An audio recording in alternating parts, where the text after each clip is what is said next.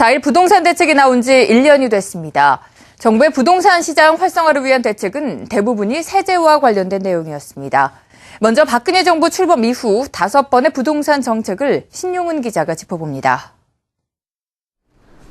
지난 2008년 글로벌 금융위기 이후 부동산 경기 침체가 지속되자 박근혜 정부는 4.1 부동산 종합대책을 시작으로 7.24, 8.28 등의 대책을 연이어 발표했습니다.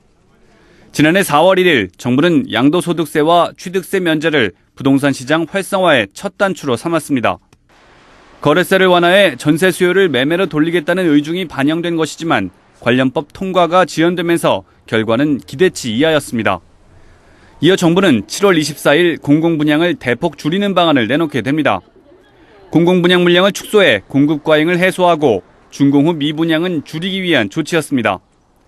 8.28 대책에서는 전월세난 해결을 위한 공유형 모기지를 선보였습니다. 1%대의 이자율로 대출을 받고 주택 구입 이후 수익이나 손해를 국민주택기금과 공유하는 신개념의 대출 상품은 시범사업에서 큰 성과를 거두기도 했습니다. 여기에 취득세율도 영구 인하하면서 하반기 부동산 시장도 거래 절벽 우려에서 벗어날 수 있었습니다. 12.3 후속 조치에서 정부는 집주인 담보대출 방식의 목돈 안 드는 전세 제도를 폐지했습니다. 줄곧 세제와 금융 지원을 통해 주택 구매 심리를 자극해왔던 정부는 올해 2월 26일 주택 임대차 시장 선진화 방안에서 돌연 전월세 소득에 대한 과세 방침을 밝힙니다. 월세 임대인의 90% 이상이 소득세를 안 내고 있는 현실 속에서 갑작스런 과세 방침은 부동산 임대 시장에 적지 않은 혼선을 야기했습니다.